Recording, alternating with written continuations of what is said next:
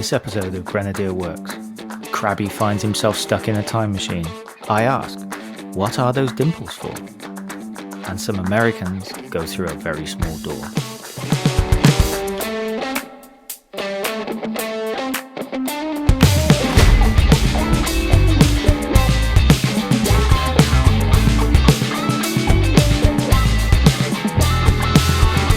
Go put the kettle on, sit back and relax, because KRABBY's about to tell you a story. So it was in the autumn of 2013 when it was announced that the Defender was going to cease production. And I think all of us in the rover world kind of held our breath. You know, when you think about it, that truck, even though it went by different designations over all those years, was basically in continual production since it was unveiled in Amsterdam at the Amsterdam Motor Show, which was April 30th, 1948. But even though it was 2013, this was a big deal. And it was met with horror, I think, by a lot of sort of stalwarts, who are entrenched in the Land Rover world. But I think others embraced it. As realistically, it was finally, we're going to look towards the future. The world of automotive technology had changed a lot since 1948. Well, then the all-new, quote-unquote, 2020 Defender was revealed. And it was mixed emotions, I think, upon its global debut. It was also debuted at a motor show, the Frankfurt Motor Show, which was in September of 2019. And that's how we got there. Hang on a minute, hang on. I'm supposed to be listening about Grenadiers, right? This is the brainchild of Sir Jim, the British billionaire who builds everything on purpose. Never say no, Jim. Don't worry, you're in the right place. And believe it or not, the real Land Rover Defender, its forefathers, and Sir Jim Radcliffe's passion for these vehicles are the catalyst for the Grenadier's very existence. Now, you might recognize the name Quentin Wilson.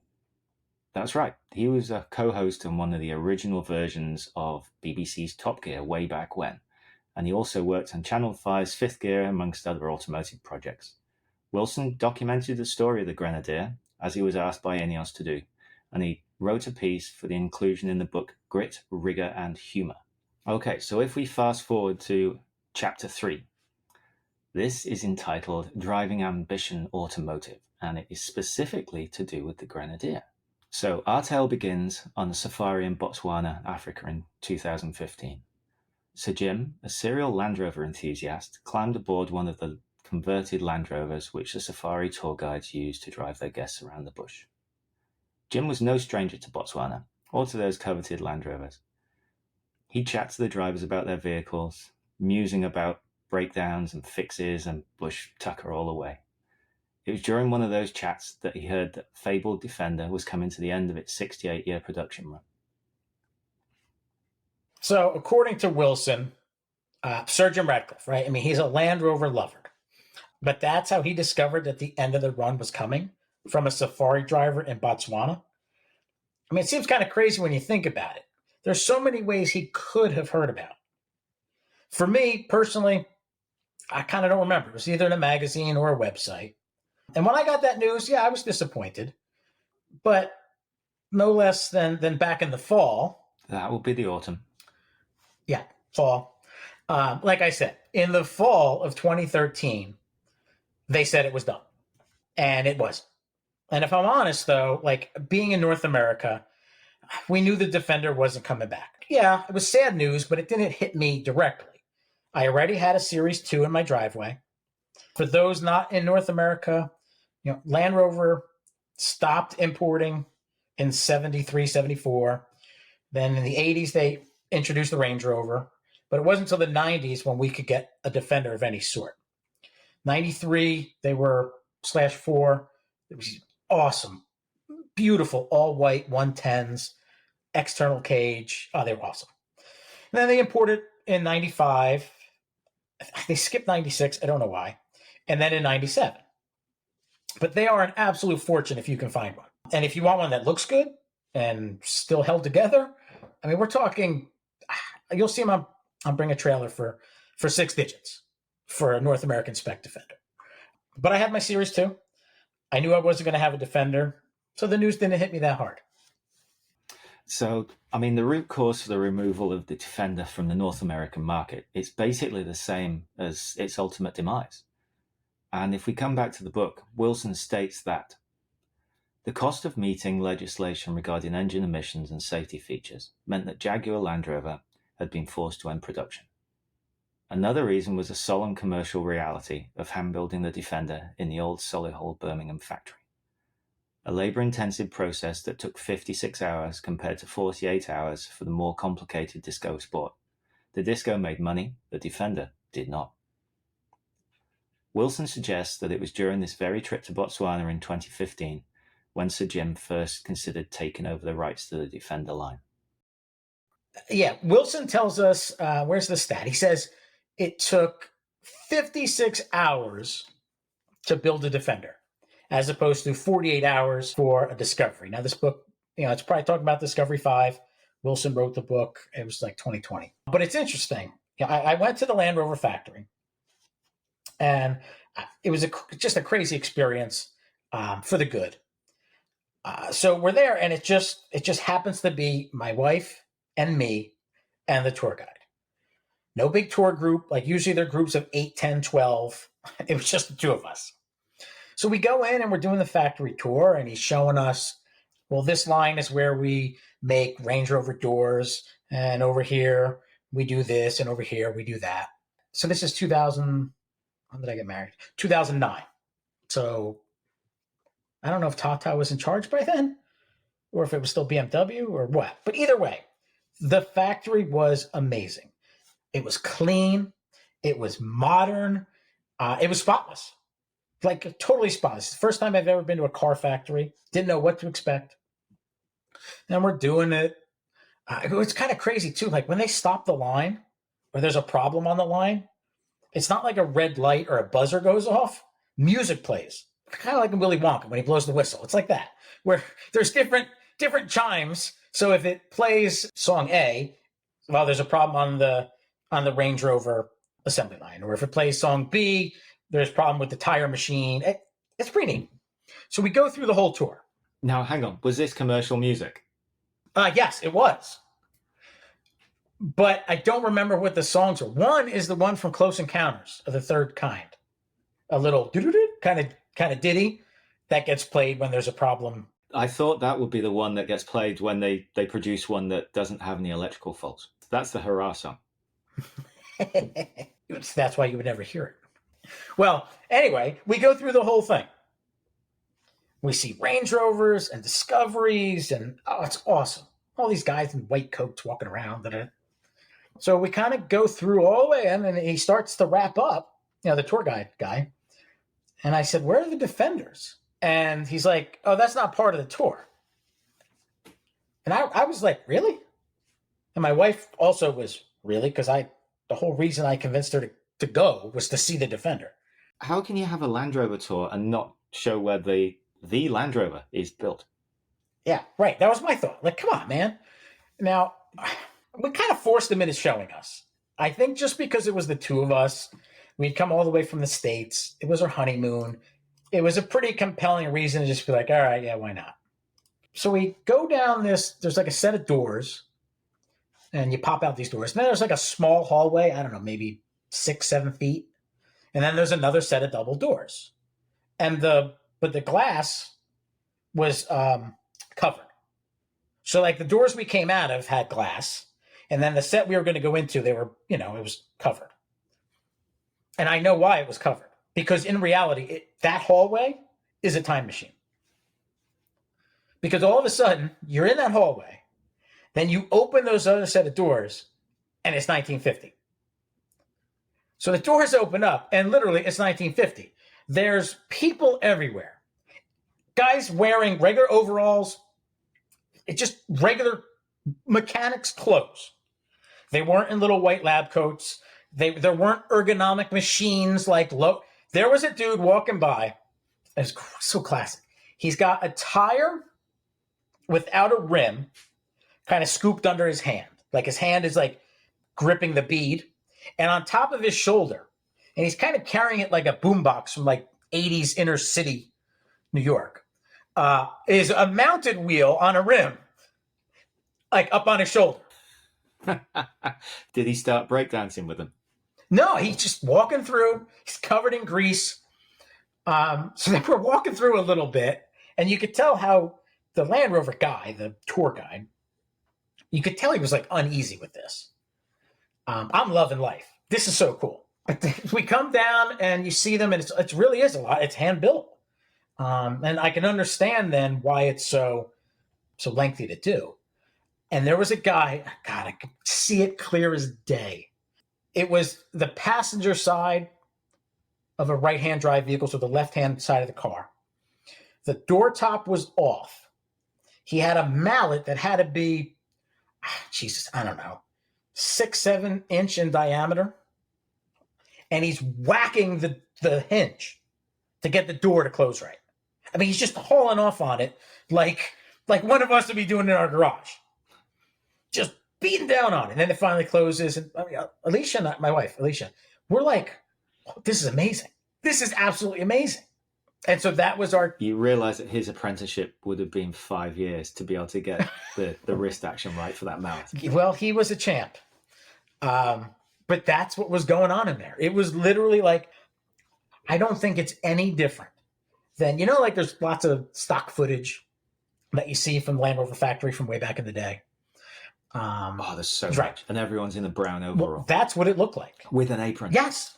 With the That's aprons. what it looked like. I'm surprised. I would not have been shocked if those doors opened and everything was in black and white. That's how long ago it felt. I mean, in the 1950s, it'd be more sepia. Yeah. So people, I think part of it is, if I bought a $140,000 Range Rover, and that was my introduction into Land Rover world, I don't think I'd want to see that. I don't think people who buy Range Rovers even know that exists. Certainly not in America, they don't. So I'm so glad that we were able to convince them to show us. So if you are going to Solihull to go on the factory tour, I doubt you're going to get to see oh no, you won't, because they stopped making them. So you missed your chance. I wonder if they turned the old production line into a bit of a museum. As a nod to the heritage. That would be a great idea as towards the end of that tour. Well, that's a fabulous story there, KRABBY. But getting back to the main focus of our attention here, not long after Sir Jim's Botswana trip, this must have been the late spring, early summer of 2016.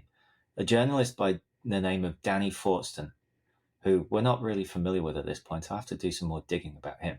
But he wrote a brief article in the Times stating that Sir Jim had already had initial talks with the JLR execs. Fortson noted that it's unclear whether the billionaire is interested in buying just the intellectual property or parts of the production line. Conversations about securing design rights to build the Grenadier began with Land Rover. Initially, they were very positive. But then they began to founder both over the intellectual property of the Grenadier design and over whether the ownership of the shape rested with Jaguar Land Rover or could be used by INEOS Automotive. That's right, Land Rover trying to basically patent a shadow. Yeah, and here's the disappointing, it's disappointing on several levels, but at the time, now, in the end, no, it's not. It's going to work out great for me and you, hopefully. But Sir Jim is a proper Land Rover guy. He now owns the first production Land Rover, the actual first one. Its plate number, its name, if you will, is JUE 477. And there's an awesome book that came out recently. And if you've been on the forum or if you've been poking around YouTube, actually there was just a brief little film, I don't know, it's maybe 6-7 minutes, where Richard Hammond comes into the story and kind of talks about JUE 477 and the Grenadier. And so at that point, had a quote unquote continuation vehicle, a legacy vehicle been created, that would have been awesome. It would have been a great way to keep the Defender story and the spirit of Maurice Wilks. Okay. That's ultimately what it all comes down to, or who it all comes down to. So a continuation vehicle of the Defender with Sir Jim's input would have been really cool. Yeah, I mean, there's a lot of different companies that are doing the continuation cars now. It's very much in vogue at the moment. Um, I mean, you can buy a brand new 1929 Bentley blower, Le Mans. I mean, much to the consternation of the people that own the original vehicles, but they took these things apart, they re-engineered it, and they made it with modern manufacturing techniques as an absolute copy of the original one. So, in all intents and purposes, they're exactly the same, apart from material technology improving. Aston Martin do it with a DB5. I mean, Ferrari even do a couple of 250 GT Berlinettas.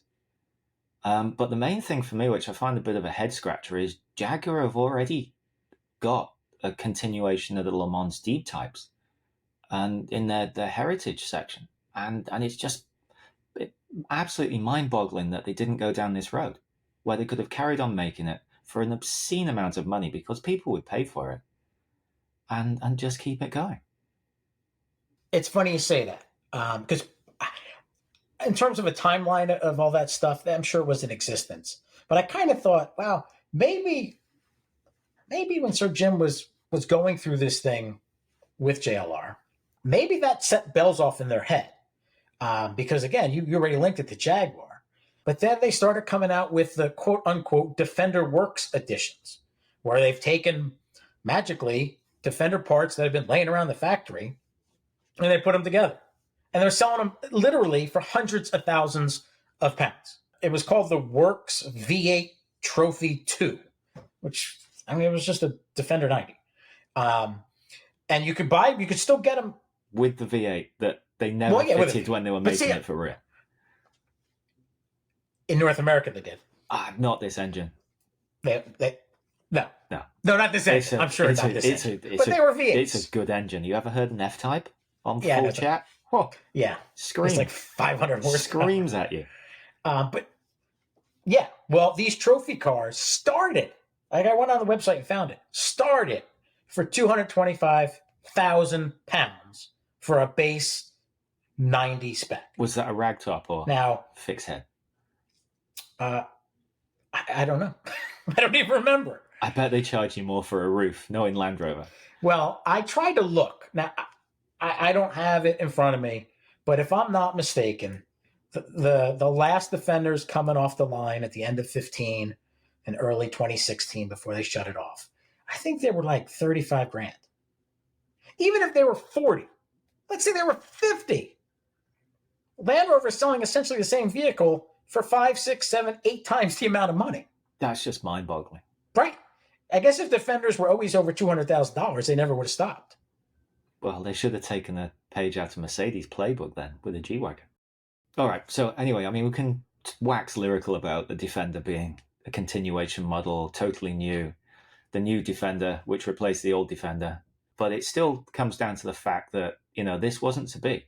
And if you look at INEOS's marketing materials, they cite early 2017 when Sir Jim said, "Do you know what? This isn't the way we're going to go, guys." And this leads us to the now legendary meeting in the pub, for which the Grenadier is named after. All right, so yeah, they go to the pub, and we'll tell that story because it's part of the legend now, or it will be part of the legend. And the story that I heard real early on and getting into the whole INEOS thing was that allegedly the design, the initial sketch was on a napkin while they were at the bar. I've actually know for a fact that this was written on the back of the bill, or check if you're in North America.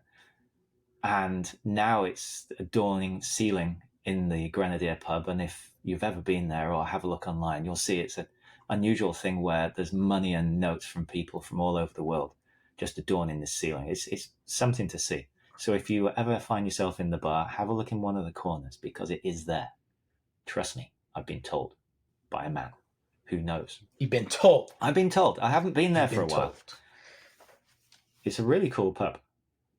Yeah. And I think at this point, we've all heard some version of that. Yes, I have it on good authority that that's where it is. Okay. All right, so that's what we're going to stick with. And then to me, like, again, and I'm coming to this because I'm a Land Rover person. And so then the thought of, of sketching something out on a napkin or on the back of the bill, it's pen on napkin or it's pen on bill. Okay. That's no less amazing than using a stick to draw the shape of a vehicle in the wet sands of Anglesey. So Land Rover lore is just as connected to the Grenadier as any other story could be. It's pretty interesting. Yeah, absolutely. I mean, let's not forget, it's essentially two rectangles next to each other. I mean, if I asked one of my kids to draw a car, definitely the youngest one, that's what he'd probably do with a couple of square wheels on it. Yeah. But it's a shape that works. Yeah, you're right. As Sir Jim has said, it's a conveyance. I'm assuming he said that. If not, I did. As Stu says, it's a conveyance. And for that, you need a box to sit in and a box to contain the roof. Yes. I mean, just think about it from INEOS and specifically Sir Jim's point of view. The whole Defender thing, it was in really bad taste. Land Rover get almost to the mark where they're like, yeah, we want to do this. And then get cold feet over, the final say on who owns the shape and all the rest of it. I can just see why the INEOS's lawyers just went, do you know what, this isn't for us, and just sort of walked away. Yeah, I mean, they could have just used the Land Rover chassis or any other chassis that was pre-made. But then this wouldn't have been built for purpose, would it? It's that thing of Jim didn't just want to make another 200 vehicles for, Botswana and any other charities that he wants to sponsor and patron. I mean, it was envisaged as a fully fledged production run to come back into the market that, let's face it, almost everybody's walked away from. Well, yeah, you're right. And I suppose as they were sitting around that table, someone probably gave the old, dude, just make your own. Make your own then. Yeah, I mean, let's face it, you're trying to drag the Defender, through another incarnation to try and homologate it for modern international sales and everything. If it was that easy, JLR would have done it, let's face it. You don't want to kill a name like that and take it off the market. It's the absolute core of the company. So fundamentally, I mean, you're going to be better making a modern version that really does a nod back to its ancestry anyway. Yes. The story of him sitting there and saying, hey, you know what? Yep, give me that pen. Give me that bill. I got a cunning plan here. I can almost guarantee you that Sir Jim, being a northern lad, was there with his barrel glass. They've always got dimples on the side. I'm not sure what the dimples are for. Somebody needs to tell us. I've seen those on TV. And you still use them in the UK. And it's a traditional glass for drinking beer. And I don't mean your fizzy, freezing cold pop stuff that you have in North America. I mean real beer. If you're familiar with the show Endeavour, which is a prequel to the Inspector Morse series, young Morse, whose name is Endeavour, always goes to the pub, always has beer in one of those mugs, which I've never seen in real life, but I have on TV. Anyway, we're getting really off point here. This isn't a podcast about beer. This is the Grenadier podcast. But how the cards fell was Jim turned around and says, do you know what? Let's do it. We've got the money, the means, the wherefore, and we've got the drive as well. There is a hole in the market, in the international market, and there's an emotional one as well because they've just killed the Defender.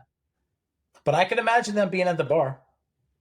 It's weird because, as a forum, we have a gathering of people from all over the world. And in the book, in Wilson's chapter in the book, he makes a couple of comments. And one comes from the last day. I guess it was like a press to-do when the final Defender came off the line in 2016. Wilson was having a conversation with Chris Evans, the guy who was on Top Gear for 20 seconds and made it worse. Yeah, but a crazy car guy. Yeah, big car guy. Oh my word, his collection. But apparently, in conversation, Evans referred to the Defender as the world's most famous vehicle. I think if you're listening to us and you're not a North American, that's probably a true statement. It's definitely well up there. That's a big deal that went away.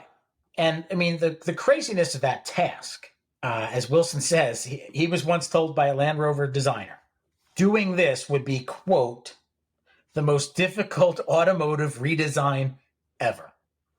So had JLR done it and not produced the new Defender, but had they done it for real, okay, so the bite that Sir Jim and friends took that night at that pub was really big.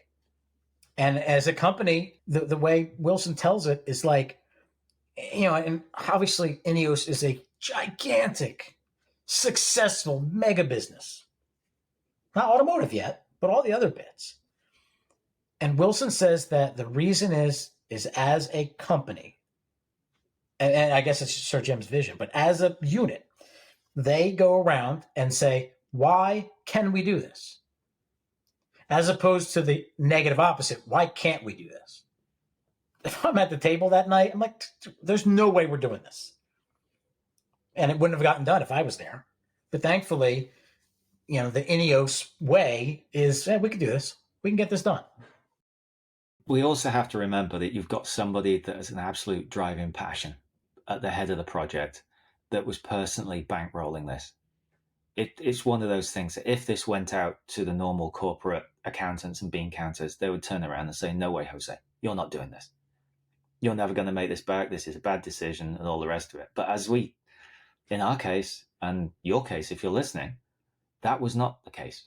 Specifically not the case, because Sir Jim turned around and said, that's it, let's make one. INEOS Automotive, here we go. So with all the conversations so far, I mean, it's going to be a massive disservice not to keep in mind the role that the original Land Rover, played in this story. And it's the very connection, is the course of much of the legal sparring back and forth between Land Rover, Jaguar, and INEOS. It's like once drawings of the Grenadier surfaced, Sir Jim and JLR, they squared off again in legal battle in the High Court in the UK, which is a major thing, considering Land Rover have said, this car, we're done. We're not making it anymore. They were still trying to defend it. They were still trying to defend the Defender.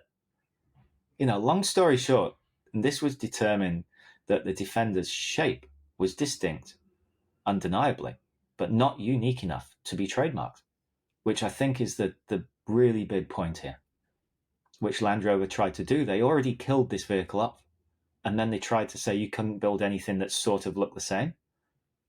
That's farcical. Yeah, and you could say that the sort of quote unquote, the classic SUV or wagon 4x4, whatever. Okay, that 2-box shape, you can't copyright, right? I mean, the G-Wagon has it, the Land Cruisers have it, the Patrol has it. You could argue that almost every vehicle has it. So I totally see INEOS's side of that. Like, hey, man, look, this is the shape. All these vehicles have it. But when I first saw it, I saw the silhouette, and I really thought it was too similar to a Defender. That, maybe Jaguar, Land Rover, maybe they had a legit beef. And I say that because of this. There's a very distinct angle that kind of goes from the top of the windshield to the top of the flat part of the roof on Defenders. Okay. I mean, hopefully you guys, I can't show you, but okay. And it's essentially from the A to the B pillars. Yes, there you go. And that goes all the way back to the Series 1 when they put that god-awful top on it. But then if you think about it, it was on the 1, it was on my 2, it's on the 3. When they went to the Defender, it was there, in 1983. And then if you think about it, even the first, second, third, fourth generations of the Disco have that. It's not the same, but you could tell it comes up, and then there's a distinct rise, and then it levels back off. Yeah, it's a step roof. Yeah.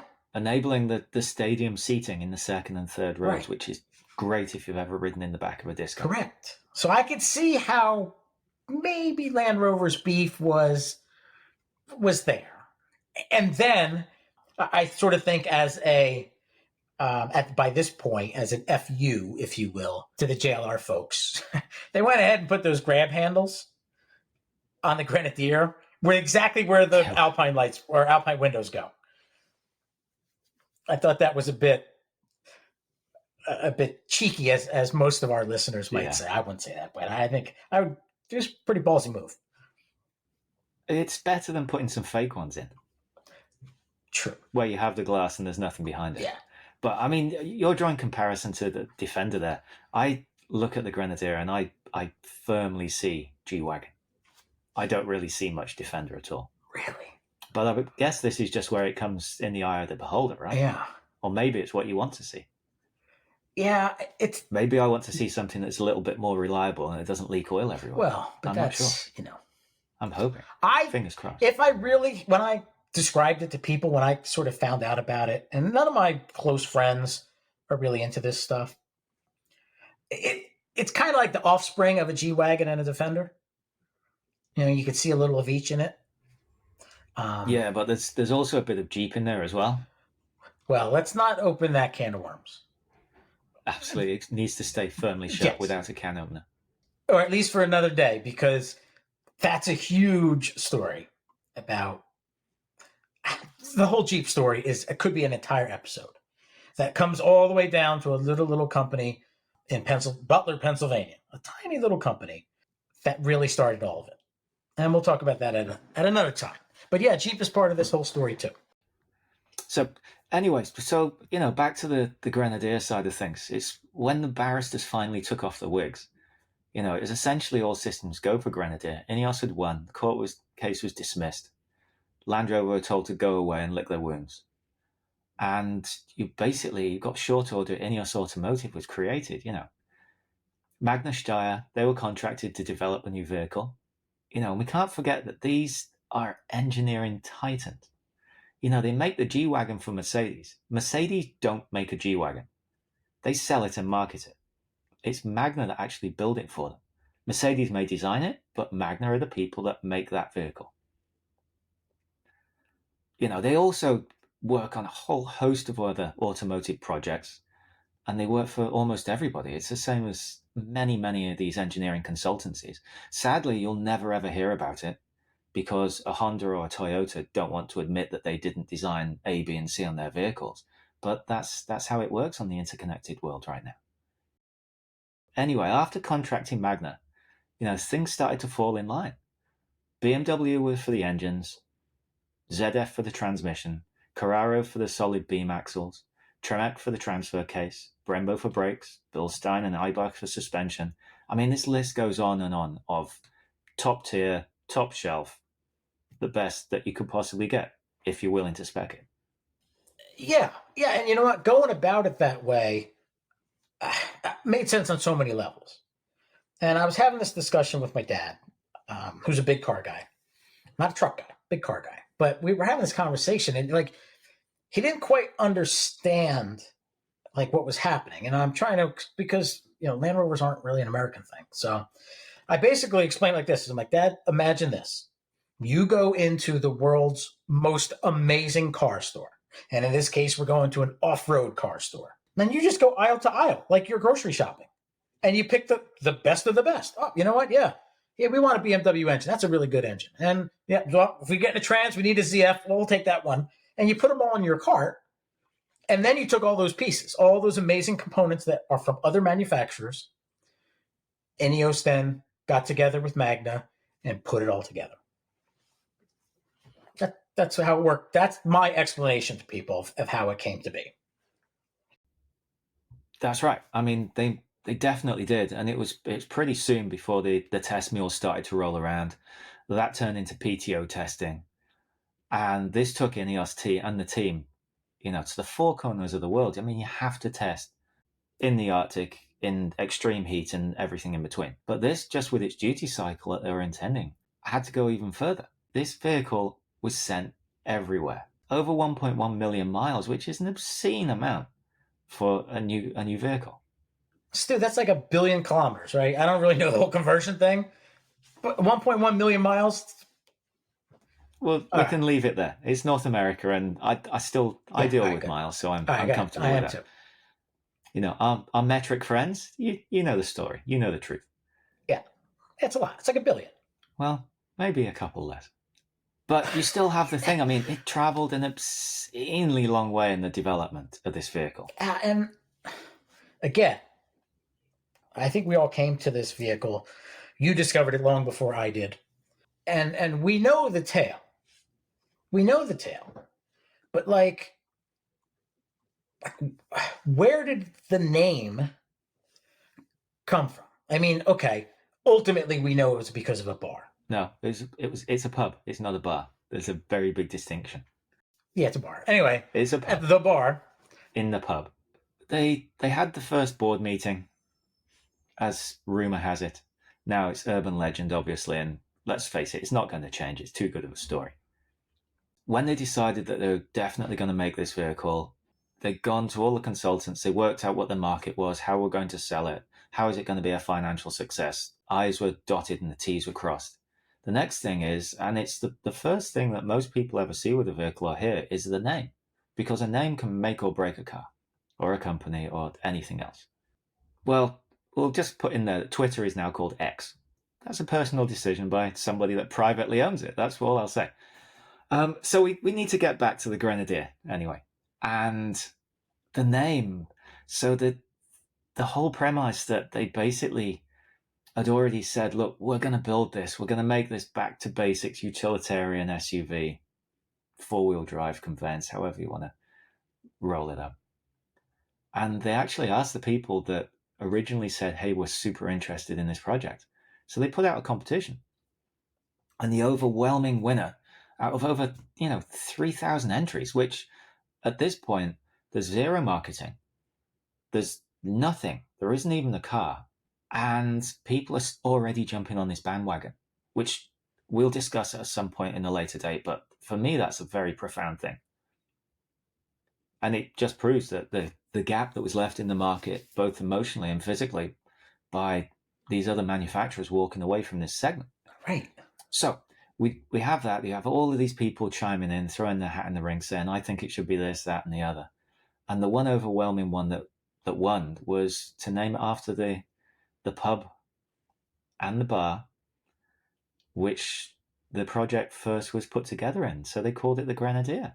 And I think it suits it enormously. Yeah, I like it. Again, it's a word that we don't. Now, granted, I'm speaking for 360 million Americans and however many million Canadians, but we in North America, or at least in my little circle, like, I've never used the term grenadier. Like, you know what I mean? Like, I know it exists in the military, but like, I've never used that term. So I thought that was interesting. I don't think many people have up until this point, and now it's in the popular vernacular again, thanks to good old Sir Jim. Well, yeah, and well, you know what? It's another one of those things, and if anyone's still actually listening at this point, one of my problems is that I like to go off on tangents, and so the name, the Grenadier name, and everything that goes with it, I think we could talk about at a later time because I think it's worth the conversation. But I don't want to steer people away, trying to stay focused, which is not my strong suit. Okay, so you're trying to say that you staying focused is like a Land Rover not leaking? It's inevitable. It's just about when it will happen. I'm just marking my territory. That's what my Land Rover used to tell me. So, have you ever been to the Grenadier? Yes, I have. By accident about 10 years ago. So before all this? Yeah. A long time ago. So there's some of our friends were visiting from Utah. As it is when people come into town, you spread yourself very thinly and spend a lot of time on public transport. So we ended up in Belgravia for some reason. And they said, oh, let's just go get a pint somewhere. So I'm like, okay. So I pull up the app on the phone, which was the Good Beer Guide. So if you're in the UK, you'll know it. It's a traditional ale app. And the Grenadier pub came up. It was like 4 blocks away, which is, 5 minutes walk if you're anywhere other than North America. So we walked down, found one of the smallest pubs in the city. And this thing's tiny. The door at the front, the 2 split doors are, they're barely a normal door width between them. We go inside. It was absolutely heaving. These guys were starving. Go in there. Yes, sorry, sir. It's going to be at least an hour if you can make it before the kitchen shuts. Bearing in mind in the UK, pubs and bars, the kitchens close super early. It's not like North America. Anyway, we settled for a drink, looked around, saw all the notes and all the money that was affixed to the ceiling. I'm like, this is incredibly cool. And I started digging into its backstory. And it used to be, as I believe, the officers' barracks for the Grenadier Guards. Mm-hmm. Yeah. Because you're super close to the palace. You're only a couple of blocks away.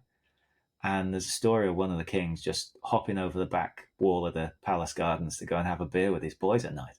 Whether it's real or not, it's an endearing story, and it ties back in with the idea of the Grenadier as a vehicle, where you have somebody that's set apart, which is, in this case, an incredibly wealthy individual, saying, hey, I want to make a vehicle for the world again, which I think is really profound.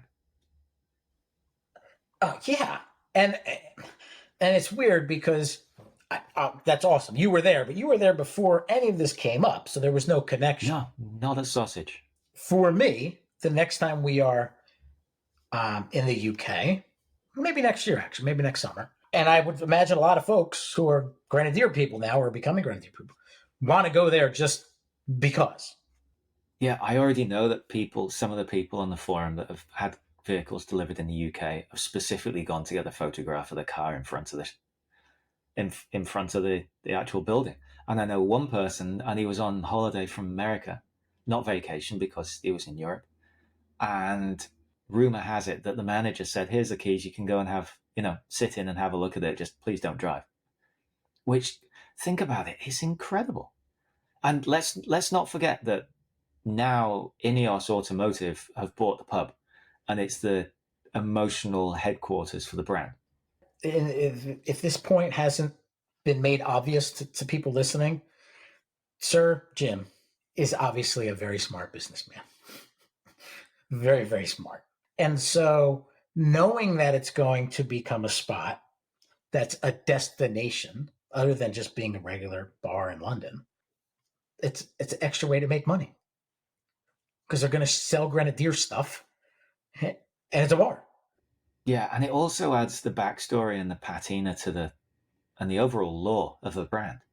Because Jaguar, Land Rover, all of these brands, Jeep, everybody's got their thing of where it started. Is it true, is it not true about why the logo's that way? And considering that INEOS Automotive, it's essentially a startup car company. Yes, it's bankrolled and funded by somebody with enormously deep pockets. It's still a startup at this point. And for them to be able to generate something so quick, yeah, that actually fits and doesn't seem too contrived, I think it's really, really cool. Yes. And it's one of the places on my list to go now. Absolutely. And I just want to say, we've touched on a lot of things here today, and I'm really excited to be doing this podcast with you. And I hope that people are still listening at this point and not bored them to death with my dulcet tones. There is a life to this project. We see it on the forum for the people that have committed time and money when there isn't even a vehicle. We hear it in the comments. You read it online. We see it in the videos of people now taking their first delivery. And it's ticking the box and filling the gap that a lot of people thought that was forever gone. And that's part of the reason why I'm excited to do this and to be part of this journey and really, really cool project in however small a contribution that we're making. Stu, that's great. You've summed it up far better than I ever could. And I think that's a perfect way to end episode 1.